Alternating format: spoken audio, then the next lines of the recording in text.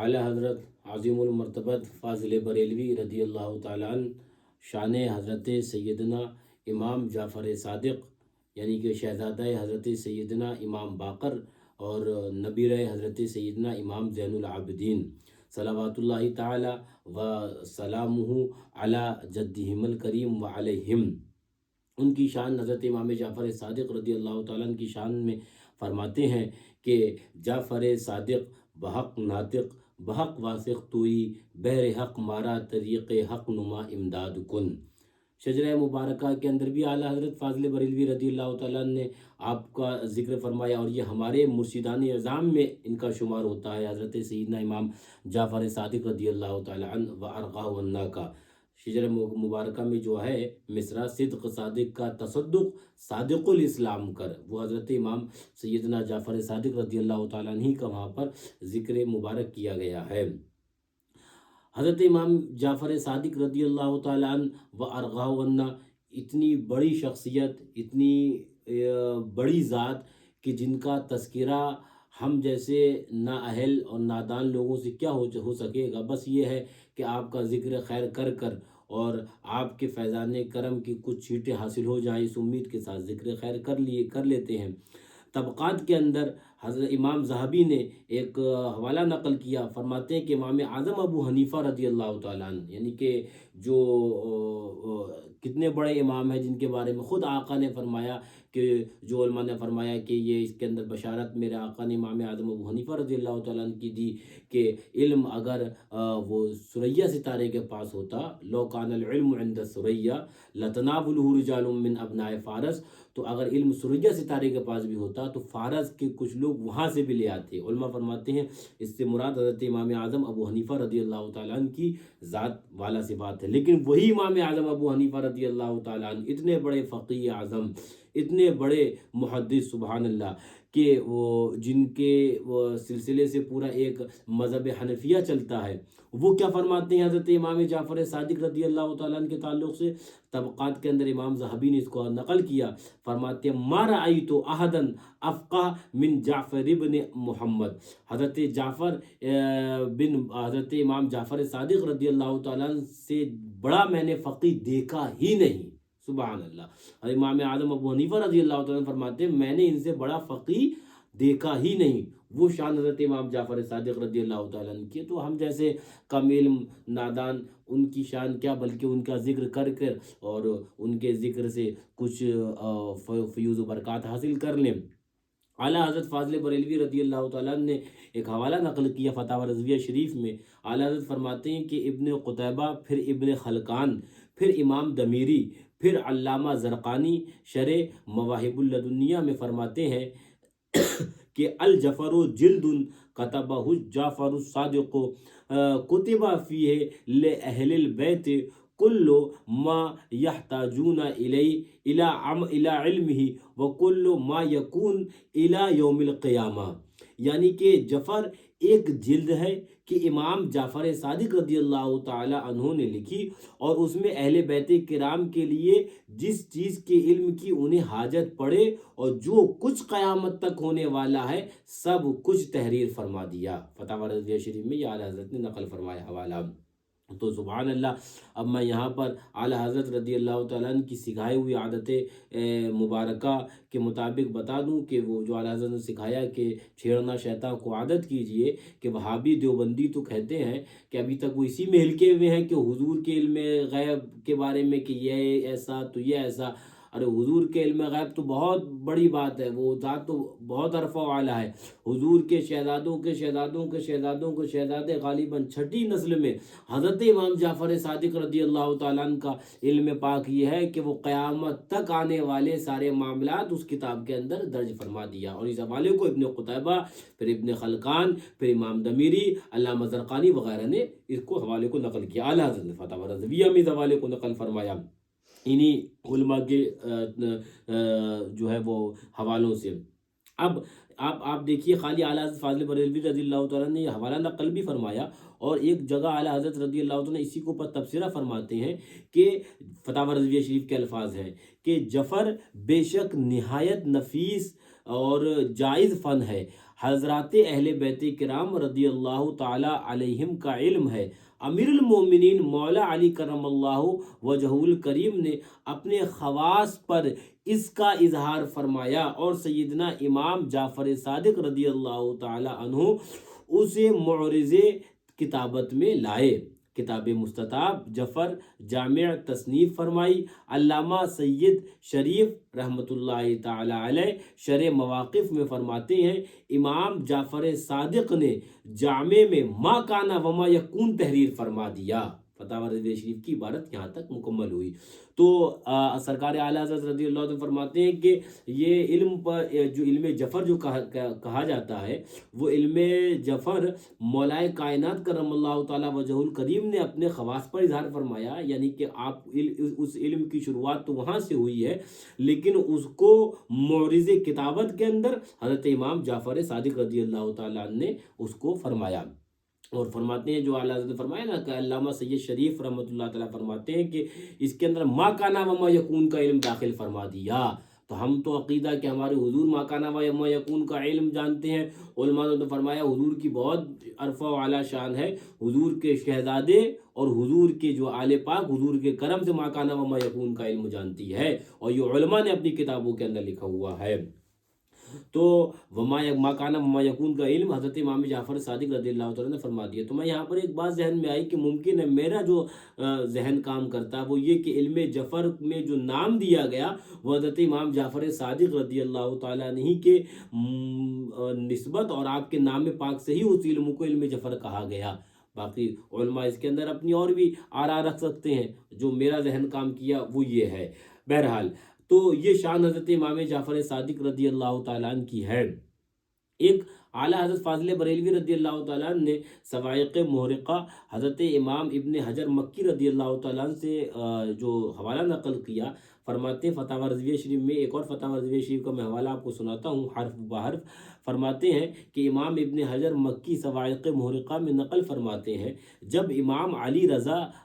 رضی اللہ تعالیٰ عنہ، یہ کون ہے؟ یہ حضرت امام علی رضا رضی اللہ تعالیٰ عنہ امام جعفر صادق رضی اللہ تعالیٰ عنہ کے پوتے ہیں، اور یہ وہی امام ہے حضرت امام علی رضا رضی اللہ تعالیٰ عنہ جن کو ہم سنی محبت سے امام ضامن رضی اللہ تعالیٰ عنہ کہتے ہیں۔ تو یہ وہی امام علی رضا رضی اللہ تعالیٰ عنہ امام جعفر صادق رضی اللہ تعالیٰ عنہ کے یہ آپ پوتے ہیں۔ اعلیٰ حضرت فرماتے ہیں، امام ابن حجر مکی صواعق محرقہ میں نقل فرماتے ہیں، جب امام علی رضا رضی اللہ تعالیٰ عنہ نیشا پور میں تشریف لائے، چہرہ مبارک کے سامنے ایک پردہ تھا۔ حافظان حدیث امام ابو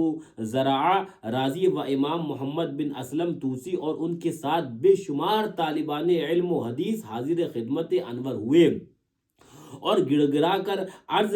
کیا، اپنا جمال مبارک ہمیں دکھا دیجئے۔ یعنی کہ آپ کے جو پردہ پڑا تھا تو عرض کیا کہ حضور یہ پردہ ہٹا دے اور اپنا جمال جہاں آ رہا، اپنا جمال مبارک یہ اس کا دیدار فرما دے۔ تو اعلیٰ حضرت فرماتے ہیں کہ صواعق محرقہ کے اندر امام ابن حجر مکی رضی اللہ عنہ لکھتے ہیں کہ گڑ گڑا کر عرض کیا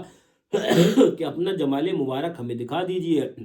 اور اپنے آبائے کرام سے ایک حدیث ہمارے سامنے روایت فرمائیے۔ امام نے سواری روکی اور غلاموں کو حکم فرمایا، پردہ ہٹا لیں۔ خلق خدا کی آنکھیں جمال مبارک کے دیدار سے ٹھنڈی ہوئیں، دو گیسو شانہ مبارک پر لٹک رہے تھے۔ سبحان اللہ، دو گیسو شانہ مبارک پر لٹک رہے تھے۔ پردہ ہٹتے ہی خلق خدا کی وہ حالت ہوئی کہ کوئی چلاتا ہے، کوئی روتا ہے، کوئی خاک پر لوٹتا ہے، کوئی سواری مقدس کا سم چومتا ہے۔ یہ اعلیٰ حضرت نقل فرمانے فتاوی رضویہ شریف میں امام ابن حجر مکی رضی اللہ تعالیٰ عنہ کے حوالے سے، کہ جب حضرت امام علی رضا رضی اللہ تعالیٰ عنہ نے اپنا پردہ ہٹایا تو فرماتے ہیں، پھر سے الفاظ سنیے، اللہ اکبر، کہ پردہ ہٹتے ہی خلق خدا کی وہ حالت ہوئی کہ کوئی چلاتا ہے، کوئی روتا ہے، کوئی خاک پر لوٹتا ہے، کوئی سواری مقدس کا سم چومتا ہے۔ سبحان اللہ۔ اتنے میں علماء نے آواز دی، خاموش، سب خاموش ہو رہے۔ دونوں امام مذکور نے حضور سے کوئی حدیث روایت کرنے کی عرض کری۔ حضور نے فرمایا، اب حضرت امام علی رضا رضی اللہ تعالیٰ عنہ نے فرمایا، فرماتے ہیں حضور نے فرمایا حدثنی ابو موسیٰ الکاظم عن ابیہ جعفر الصادق عن ابیہ محمد الباقر عن ابیہ زین العابدین عن ابیہ الحسین عن ابیہ علی ابن ابی طالب رضی اللہ تعالی عنہم قال حدثنی حبیبی وقرۃ عینی رسول اللہ صلی اللہ تعالی علیہ وسلم قال حدثنی جبریل قال سمعت رب العزہ یقول لا الہ الا اللہ حسنی من دخل حسنی امینہ من عذابی، یعنی امام، اب اس کا ترجمہ دیکھیے، امام علی رضا امام موسیٰ کاظم، وہ جعفر صادق، وہ امام محمد باقر، وہ امام زین العابدین، وہ امام حسین، وہ علی نیل مرتضیٰ رضی اللہ تعالی عنہم سے روایت فرماتے ہیں کہ میرے پیارے، میری آنکھوں کی ٹھنڈک رسول اللہ صلی اللہ تعالی علیہ وسلم نے مجھ سے حدیث بیان فرمائی کہ ان سے جبریل نے عرض کی کہ میں نے اللہ عز و جل کو فرماتے سنا کہ لا الہ الا اللہ میرا قلعہ ہے۔ رب فرماتا لا الہ الا اللہ میرا قلعہ ہے، تو جس نے اسے کہا وہ میرے قلعے میں داخل ہوا، میرے عذاب سے امان میں رہا۔ یہ حدیث روایت فرما کر اعلیٰ حضرت آگے نقل فرماتے ہیں الفاظ فتاوی رضویہ شریف کے، یہ حدیث روایت فرما کر حضور رواں ہوئے، حضرت امام علی رضا رضی اللہ تعالیٰ عنہ، حضرت امام جعفر صادق رضی اللہ تعالیٰ عنہ کے پوتے یعنی نبیرے، یہ حدیث بیان فرما کر رواں ہوئے اور پردہ چھوڑ دیا گیا۔ دواتوں والے جو ارشاد مبارک لکھ رہے تھے شمار کیے گئے 20,000 سے زائد تھے، الصواعق المحرقہ، یعنی کہ 20,000 سے زیادہ جو علم حدیث میں وہاں پر حضرت امام علی رضا رضی اللہ تعالیٰ عنہ سے شرف تلمذ حاصل کیا، وہ 20,000 سے زائد جو ہے وہ شمار کیے گئے۔ اللہ اکبر۔ اب یہ جو سلسلہ ہے، جو سلسلۃ الذہب جسے کہتے ہیں، کہ حضرت امام علی رضا رضی اللہ تعالیٰ نے اپنے آپ سے شروع کیا اور اس کے بعد اپنے سبحان اللہ وہ چلتے گئے اور وہاں تک بارگاہ ایزدی تک یہ سلسلہ پہنچا۔ اس جو سلسلے کی تعلق سے اعلیٰ حضرت آگے کیا فرماتے ہیں حضرت امام احمد ابن حنبل رضی اللہ تعالیٰ کے حوالے سے، وہ آپ ذرا دیکھیے۔ اعلیٰ حضرت آگے فرماتے ہیں کہ امام احمد ابن حنبل رضی اللہ تعالی عنہ نے فرمایا لو قرأت ھذا الاسناد علی مجنون، یعنی کہ یہ اسناد اگر میں کسی پاگل کے اوپر پڑھ کر دم کر دوں تو فرماتے ہیں وہ اپنے پاگل پن سے ٹھیک ہو جائے گا۔ یہ اتنی مبارک سبحان اللہ اسناد ہے۔ پھر سے وہ اسناد سنیے، میں خالی وہ اسناد کا حصہ سناؤں، کیا فرماتے ہیں سبحان اللہ، فرماتے ہیں کہ حدثنی ابو موسیٰ الکاظم عن ابیہ جعفر الصادق، حضرت امام جعفر صادق، عن ابیہ محمد الباقر عن ابیہ زین العابدین عن ابیہ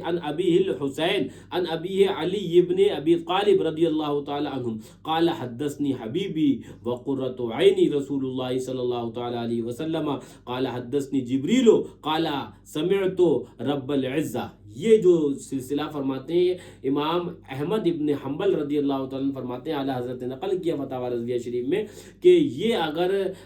اسماء مبارک جو ہیں اور یہ سند اور یہ سبحان اللہ فرمایا جاتا ہے کہ اس اسناد کو اگر کسی پاگل کے اوپر پڑھ کر دم کر دو تو فرماتے ہیں حضرت امام احمد ابن حنبل رضی اللہ عنہ وہ اپنے پاگل پن سے ٹھیک ہو جائے گا۔ سبحان اللہ۔ تو یہ شان حضرت امام جعفر صادق رضی اللہ تعالیٰ اور اہل بیت کرام کی ہے۔ میرے ذہن میں ایک حوالہ آیا، آپ اس کو دیکھیے، فتاوی جو ہے وہ رضویہ شریف وغیرہ کے اندر بھی اعلیٰ حضرت فاضل بریلوی رضی اللہ تعالیٰ نے اس کو نقل فرمایا، اور فتاوی رضویہ شریف کے اندر اور دیگر ائمہ نے بھی اس کو نقل فرمایا۔ حضرت امام جعفر صادق رضی اللہ تعالیٰ کے چچا ہیں ایک، الحمدللہ فقیر کی وہ بغداد معلیٰ میں جب حاضری ہوئی تھی تو حضرت کی ان کے بھی آستانے، ابھی میں نام بتانے جا رہا ہوں، حضرت امام جعفر صادق رضی اللہ تعالیٰ کے چچا ہیں، اور حضرت امام سیدنا باقر رضی اللہ تعالیٰ عنہ کے وہ بھائی ہیں۔ کیا ہے ان کا نام؟ حضرت زید بن علی، اور زید شہید بھی رضی اللہ عنہ ان کو کہا جاتا ہے۔ تو ان کے مزار مبارک پر بحمدللہ فقیر کی حاضری بھی ہوئی ہے۔ اب اعلیٰ حضرت فاضل بریلوی رضی اللہ تعالیٰ نے آپ کے واقعوں کو فتاوی رضویہ شریف میں نقل بھی فرمایا ہے۔ وہ دیکھیے، فرماتے ہیں حضرت امام صادق رضی اللہ عنہ کے چچا حضرت سیدنا زید شہید رضی اللہ تعالیٰ عنہ، سبحان اللہ کیا مبارک ذات ہے، اور جن کو زید شہید ہی کہا جاتا ہے۔ اعلیٰ حضرت فرماتے ہیں کہ خلیفہ ہشام نے، یہ ایک ظالم وہاں کا بادشاہ گزرا ہے، اس نے شہید کرایا اور سولی دی۔ ظالموں نے حضرت کو سولی پر چڑھاتے وقت روئے مبارک قبلے کی طرف سے پھیر دیا تھا، مگر بحکم الہی وہ لکڑی جس پر ظالموں نے حضرت کو سولی پر چڑھایا تھا قبلہ رخ پھر گئی اور حضرت کا منہ قبلے کی طرف ہو گیا۔ سبحان اللہ، اعلیٰ حضرت نقل فرمان ہے، حضرت کا منہ قبلے کی طرف ہو گیا اور ظلم شدید کے اور فرماتے ہیں ظلم شدید کے نعش مبارک کو دفن نہ ہونے دیا، برسوں سولی پر ہی رہی، برسوں سولی پر رہی۔ لیکن سبحان اللہ، کرامت یہ اور شان یہ برسوں سولی پر تو رہی، لیکن سبحان اللہ نعش مبارک میں ذرہ برابر بھی فرق نہیں آیا۔ آگے دیکھیے، یہ تو یہ کرامت میں نے بیان کری اعلیٰ حضرت، اور آگے کرامت سوائق مورقہ اور جو ہے وہ اصح التواریخ کے حوالوں سے جو اعلیٰ حضرت نقل کرنا ہے وہ دیکھیے، فرماتے ہیں کہ نعش مبارک کو دفن نہ ہونے دیا، برسوں سولی پر رہی، ان برسوں میں بدن مبارک کے کپڑے گل گئے تھے، قریب تھا کہ بے ستری ہو۔ اللہ عز و جل نے مکڑی کو حکم دیا، اس نے جسم مبارک پر ایسا جال تان دیا کہ بجائے تہبند ہو گیا۔ سبحان اللہ، ایک دوسری کرامت کہ جب آپ کو سولی وہاں پر معاذ اللہ ان ظالموں نے دفن نہ ہونے دیا آپ کی نعش مبارک کو اور سولی پر رہی، تو آپ کا جسم مبارک تو صحیح سلامت رہا لیکن جو جسم مبارک پر کپڑے تھے وہ گل کر گرنے لگے اور اندیشہ ہوا کہ کہیں وہ بے ستری نہ ہو جائے، تو پھر اللہ رب العزت نے حکم دیا اور مکڑی نے وہ جالا تنا اور وہ بجائے تہمند ہو گیا۔ سبحان اللہ، کہ کہیں مکڑی کو حکم دیتا ہے رب تو غارے وہ سبحان اللہ ہجرت کی رات سور شریف کے اندر مکڑی وہاں جالا تن دیتی ہے، اور کہیں رب حکم دیتا ہے مکڑی کو حضوری کے شہزادوں کی حفاظت کے لیے تو وہ مکڑی جالا تن دیتی ہے، تو ان کی جو ہے وہ بے ستری اور وہ جالا بجائے جو ہے وہ تہمند ہو جاتا ہے۔ سبحان اللہ، تو فرماتے ہیں اعلیٰ حضرت آگے کا فرماتے ہیں وہ دیکھیے، فرماتے ہیں بجائے تہمند ہو گیا۔ رسول اللہ صلی اللہ علیہ وسلم کو بعض صالحین نے دیکھا کہ امام مظلوم زید شہید رضی اللہ تعالی عنہ کی سولی سے پشت اقدس لگائے کھڑے ہوئے ہیں اور فرماتے ہیں کہ یہ کچھ کیا جاتا ہے میرے بیٹوں کے ساتھ۔ جب فرماتے ہیں اعلیٰ حضرت آگے جب ہشام مر گیا تب نعش مبارک دفن ہوئی۔ فتح رضویہ شریف، یعنی کہ میں اکثر تقریر میں کہتا ہوں کہ ظلم حضور کے خاندان پر صرف کربلا میں ختم نہیں ہو گیا بلکہ ظلم کربلا کے بعد بھی رہا۔ یہ آپ دیکھیے، یہ کربلا کے واقعے کے بعد کا واقعہ ہے کہ حضرت امام علی مقام کے یہ نبیرے حضرت زید ابن شہید یعنی کہ پوتے ہیں، حضرت امام باقر رضی اللہ تعالیٰ عنہ کے یہ بھائی ہیں، حضرت جعفر صادق رضی اللہ تعالیٰ عنہ کے چچا ہیں۔ تو ان کے ساتھ کیا ہوا کہ وہاں کے ظالم بادشاہ نے آپ کو سولی پر چڑھایا، اور جب تک وہ مر نہیں گیا ظالم، جب تک جو ہے وہ نعش مبارک دفن نہ ہو سکی۔ اب یہاں تک تو اعلیٰ حضرت نے حوالہ نقل کیا، لیکن اب اس کے آگے سوائق مورقہ اور اصح التواریخ وغیرہ کے اندر جو آگے واقعہ ہے وہ یہ ہے کہ ایک شاعر گزرا مردود، وہ خبیث، اس نے جب حضرت زید بن شہید رضی اللہ تعالیٰ عنہ کو سولی پر چڑھایا گیا تو آپ کو شہید کیا گیا، تو اس نے شعر لکھا جس کا مطلب اس کا نام تھا حکم ابن عباسی کلبی۔ تو اس نے آپ کی جو ہے وہ شہادت کے اوپر شعر کہا جس کا معنی یہ تھا کہ ہم تمہارے زید کو کھجور کی لکڑی پر سولی دی اور ہم نے کسی ہدایت یافتہ کو کھجور کی لکڑی پر سولی دیے جاتے نہ دیکھا، کہ معاذ اللہ اس نے یہ بکواس کری اور یہ اس نے کہا کہ ہم نے ان کو کھجور کی شاخوں پر سولی دی۔ تو اگر وہ معاذ اللہ اس کا مفہوم یہ تھا اس خبیث کا کہ اگر اتنے ہی با کرامت ہوتے تو کھجور کی شاخوں پر وہ سولی کیسے دی جاتی، معاذ اللہ۔ تو یہ آج بھی وہابی دیوبندی اللہ والوں کی شان میں بکواسیں کرتے رہتے ہیں، تو یہ ان جیسے اذہان پہلے بھی رہے ہیں اور انہوں نے بکواسیں کری ہیں۔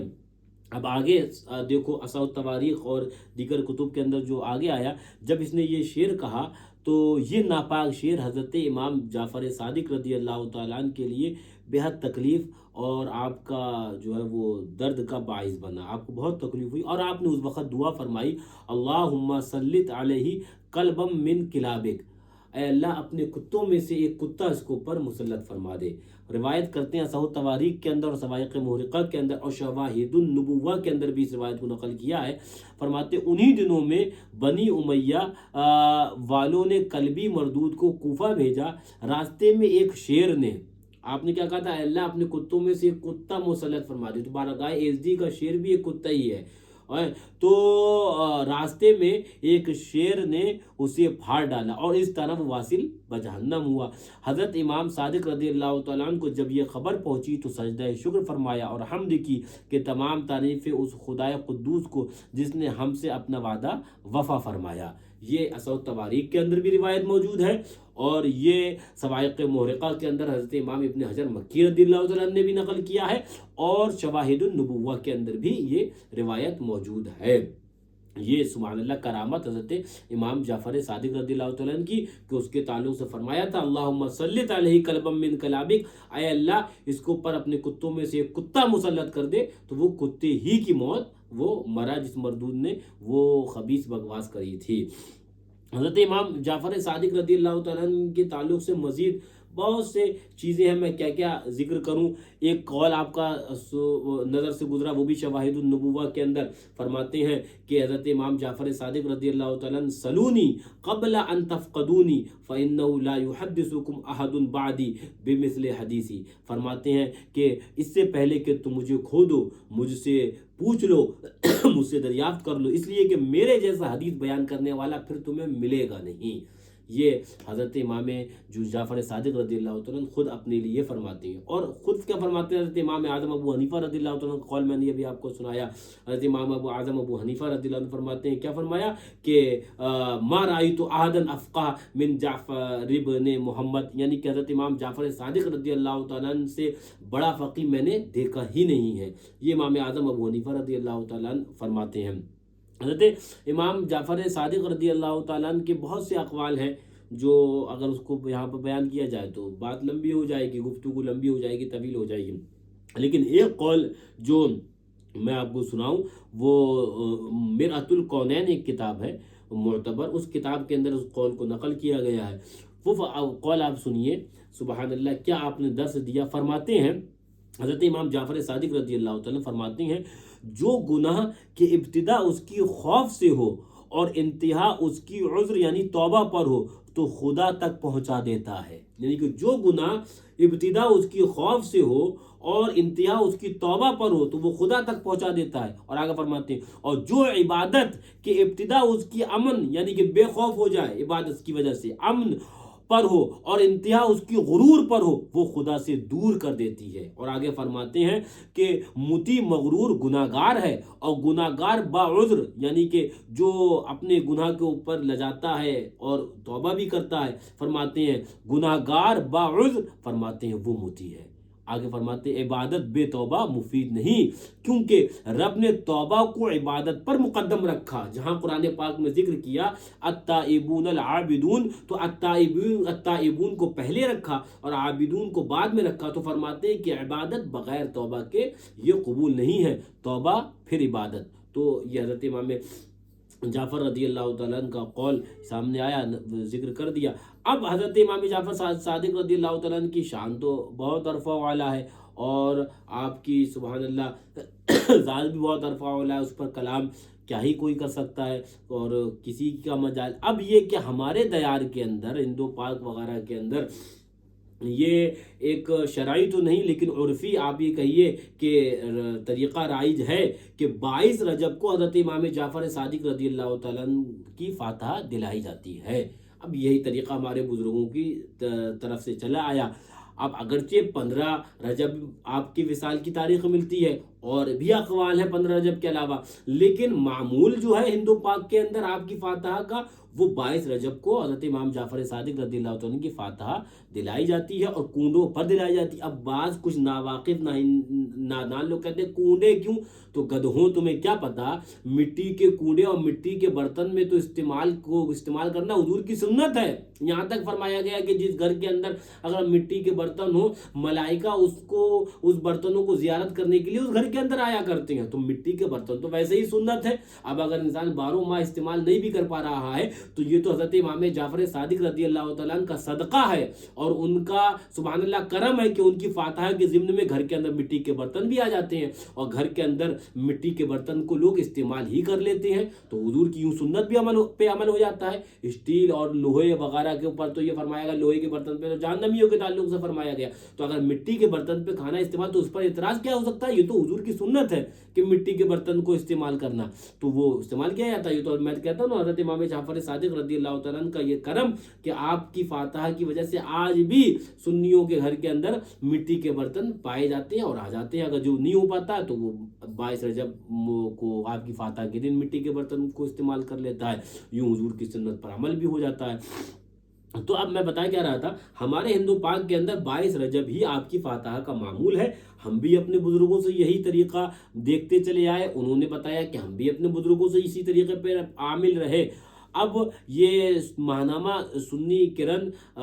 जो बरेली शरीफ से छपता था, उस पर उसका एक फतवा भी मैं आपको सुना दूं मुख्तसर, और सरकार मुफ्ती आज़म हिंद शहजादे आला हज़रत ताजदार अहले सुन्नत की उस पर तस्दीक भी मौजूद है। हज़रत अल्लामा जिन्होंने ये फतवा दिया, काजी अब्दुल रहीम साहब क़िबला बस्तवी, जो खादिम रज़वी दारुल इफ्ता बरेली शरीफ में जिन्होंने आप ओहदे मुफ्ती इफ्ता के ऊपर आप फाइज रहे, मुफ्ती आप वहाँ के थे, आपने फतवे नवीसी फरमाई। तो माहनामा नूरी किरण में सफ़ा नंबर ये 32 और जनवरी 1964 के अंदर में ये जो माहनामा 1964 का आया जनवरी का, उसके अंदर एक हेडिंग लगाई 22 रजब को, इदारे की जानिब से एक हेडिंग लगाई गई, 22 रजब को इमाम जाफर सादिक रज़ियल्लाहु तआला अन्हु की फातहा शरअन जायज़ है, ये हेडिंग लगाई। फिर उसमें इदारे की तरफ से बहुत लंबा मजमून है, मैं मुख्तसर उसका बीच की हेडिंग बनाऊं जो जली हरूफ में लिखा गया। यहाँ तक चैलेंज ये किया गया कि अगर इसी इदारे की तरफ से चैलेंज ये किया गया, अगर कोई शख्स ये साबित कर दे कि 22 रजब को हज़रत इमाम जाफर सादिक रज़ियल्लाहु तआला अन्हु की फातहा नहीं हो सकती, तो उसको 500 रुपये इनाम दिया जाएगा। हुज़ूर मुफ्ती आज़म हिंद रज़ियल्लाहु तआला की इसके ऊपर तस्दीक मौजूद है, नीचे जो फतवा जिक्र किया है। अब उस फतवे का एक इक़्तिबास सुना दूँ, हिस्सा सुना दूँ। उस फतवे के अंदर फरमाया जाता है, हज़रत अल्लामा मुफ्ती काजी अब्दुल रहीम साहब क़िबला अलैहि रहमा, उनका ये फतवा है। फरमाते हैं कि 22 रजब, पूरा तफसीली फतवा उसका आगे का इक़्तिबास बता रहा हूँ कि 22 रजब को इमाम जाफर सादिक रहमतुल्लाहि ताला अलैहि की फातहा कराना शरअन जायज़ है और दूसरे बुजुर्गों की भी फातहा दिलाना जायज़ है, कि असल जायज़ है और बाइसे नफ़ा व सवाब है। इसके ऊपर हज़रत शहज़ादे आला हज़रत हुज़ूर मुफ्ती आज़म हिंद का अल जवाब सही के तौर पर आपकी तस्दीक मौजूद है। उसके नीचे लिखा हुआ फ़कीर मुस्तफ़ा रज़ा कादरी ग़ुफ़िरा लहू, और फिर मोहर है। तो ये हमारे बुजुर्गों का मामूल रहा है और ये सारे हमारे अतराफ़ के अंदर। अब कुछ नादान लोग जो 22 और उसके अंदर वो 15 के अंदर, अच्छा इसके अंदर जो सरकार मुफ्ती आज़म हिंद रज़ियल्लाहु तआला का जिस पे तस्दीक मौजूद है और जो आपके ज़माने में शाये हुआ नूरी कुरान बरेली शरीफ से, उसका हाँ जो पहली लाइन सुना दूँ मैं आपको, वो बहुत अहम है। फरमाते हैं कि नूरी किरण का पहली लाइन है कि वहाबिया जो इसाले सवाब के मुनकिर हैं, अब अहले सुन्नत को फरेब देने के लिए ये तरीक़ा इख्तियार करते हैं कि 22 रजब हज़रत इमाम जाफर सादिक रज़ियल्लाहु तआला की न तारीख़ विलादत है न तारीख़ वफ़ात, लिहाजा उस तारीख़ पर फातहा ही नाजायज़ है, मुसलमान इस फरेब में ना आए। पता क्या चला, ये 22 रजब की फातहा से हटाना, हज़रत इमाम जाफर सादिक रज़ियल्लाहु तआला की जो कूनों की फातहा 22 रजब को होती है, उससे हटाना, ये किसका तरीक़ा था? ये वहाबियों का तरीक़ा था। आज कुछ अहले सुन्नत और मौलवी कहलाने वाले अपने आप को मुत्तकी आज़म वो रविश इख्तियार कर रहे हैं जो वहाबियों की है। देखिए फिर से सरकार मुफ्ती आज़म हिंद शहज़ादे आला हज़रत रज़ियल्लाहु तआला की ज़िंदगी में जो रिसाला शाया हुआ, जिस पर आपकी तस्दीक मौजूद है, उसके अंदर क्या लिखा हुआ है? फरमाते हैं, उसमें लिखा हुआ कि वहाबिया जो इसाले सवाब के मुनकिर हैं, अब अहले सुन्नत को फरेब देने के लिए ये तरीका इख्तियार करते हैं कि 22 रजब को इमाम जाफर सादिक रज़ियल्लाहु तआला की न तारीख़ विलादत है न तारीख़ वफ़ात, लिहाजा उस तारीख़ में पर फातहा ही नाजायज़ है, मुसलमान इस फरेब में ना आए। تو آج جو کام وہابیوں کا تھا وہ اپنے آپ کو سنی کہلانے والے مولوی کر رہے ہیں۔ بات یہی ہے کہ علماء سے دوری ہے، اور یہ خالی اس کے اندر نہیں، میں تو اکثر وہ بھی کہتا ہوں، سرکار مفتی عالمین رضی اللہ عنہ کا شعر، سنگ درے جانا پر کرتا ہوں جبھی سائیں، سجدہ نہ سمجھ نجدی، سرکار مفتی عالمین فرمانا ہے سجدہ سمجھنا نجدی کا کام تھا، تو آج وہ سنی سجدہ سمجھا ہوا۔ بہرحال وہ ایک الگ موضوع ہے، وہ تفصیلی موضوع کبھی ہوگا وقت انشاءاللہ اس پر کلام بھی کریں گے۔ تو اپنے لیے تو یہ ہے کہ تیرے غلاموں کا نقش قدم ہے راہ خدا، وہ کیا بہک سکے جو یہ سراغ لے کے چلے، اپنے اپنے اکابر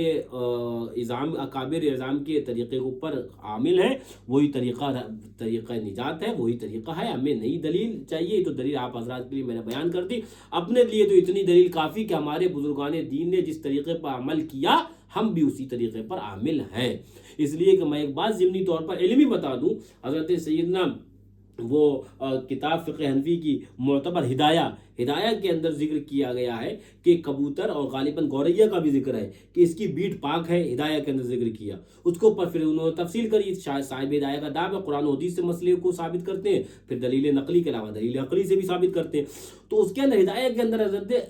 صاحب ہدایہ کہتے ہیں کہ جو کبوتر اور گوریا کی جو بیٹ پاک ہے، کیوں؟ تو دلیل لاتے ہیں کہ اس لیے کہ صحابہ کرام کے دور کے اندر مسجد نبوی کے اندر یہ رہتے تھے پرندے، اور وہاں پر بیٹ ہوتی تھی، مسجد کو پاک کرنے کا حکم ہے، اگر ان کا بیٹ ناپاک ہوتا تو صحابہ کرام ضرور ان کو وہاں سے نکالتے اور مسجد کو ناپاک نہیں ہونے دیتے، صرف تو ان کا عمل دلیل مان لیا گیا۔ تو ہمارے لیے تو بزرگوں کا عمل خالی قابل عمل نہیں ہے، بلکہ بزرگوں کا عمل ہمارے لیے تو حجت ہے۔ یا صاحب ہدایہ نے ہمیں یہ بھی درس دے دیا کہ صحابہ کرام کا جو ہم نے عمل دیکھ لیا، ہم نے دلیل اس کو ہم نے یہ ثابت مان لیا کہ کبوتر کا بیٹ ہی پاک ہے، انہوں نے یہ دلیل مان لی۔ تو اپنے لیے یہی کہ جو بزرگان دین نے جو ہمیں راستہ دیا، یا جو اس راستے پر وہ عامل تھے، ہم اس راستے پر چل رہے ہیں۔ وہ جو اعلیٰ حضرت نے فرمایا، یا رسول اللہ علیہ الصلوۃ والسلام، تیرے غلاموں کا نقش قدم ہے راہ خدا، وہ کیا بہک سکے جو یہ سراغ لے کے چلے، جو یہ سراغ لے کے چلے گا وہ نہیں بہکے گا، اور جو اس سراغ سے ہٹے گا اور اپنی عقل لگائے گا تو چونکہ یوں ہے تو چونکہ یوں ہے، تو وہ 22 نہیں ہے تو 24 نہیں ہے تو وہ 15 ہے، تو جو یہ کہے گا تو ایک یہی نہیں، وہ ہر جگہ بہکے گا، اور اہل سنت کو وہ فتنوں و فساد میں بھی ڈال دے گا، اور خود بھی بہکے گا اور دوسروں کو بھی بہکائے گا۔ اللہ تعالیٰ ایسے فتین اور ایسے فتنہ پردار لوگوں سے ہمیں محفوظ فرمائے، بزرگان دین کی فاتح اور ان کے آداب اور ان کے بتائے ہوئے طریقے پر عمل کرنے کی توفیق عطا فرمائے۔ 22 رجب کو جو ہمارے بزرگان دین کا معمول تھا، اسی پر حضرت امام جعفر صادق رضی اللہ تعالیٰ عنہ کی فاتحہ دلانا چاہیے، اسی پر دلاؤ، اور امام جعفر صادق رضی اللہ تعالیٰ عنہ کے فیض و برکات حاصل انہی دن جو ہمارے بزرگان دین نے رکھے ہیں انہی دن حاصل ہوں گے انشاءاللہ تعالیٰ۔ باقی تو جس دن جو چاہیں وہ رکھے، فاتحہ تو ہر دن ہو سکتی ہے، لیکن کچھ ایام بزرگوں نے جو خاص فرمائے تو ان کی کچھ خاص برکتیں بھی ہوا کرتی ہیں، لہذا 22 رجب کو ہی کو سرکار امام جعفر صادق رضی اللہ تعالیٰ عنہ کی فاتحہ کا اہتمام کرے، تاکہ ایک من جملہ اہتمام ہو جو پہلے ہوتا تھا کسی زمانے میں۔ اب یہ 22 اور 15 کی وجہ سے وہ جو فاتحہ کا اہتمام من جملہ کے ایک تہوار کے طور پر، ایک مکمل اہتمام کے طور پر جو سنی گھر گھر کے اندر فاتحہ دلاتے تھے، تو وہ ان جو ہے وہ نقطہ چینیوں کی وجہ سے یہ چیز جاتی رہی۔ تو اللہ تعالیٰ اسی راستے پر ہم سب کو واپس لوٹائے اور اسی پر گامزن فرمائے۔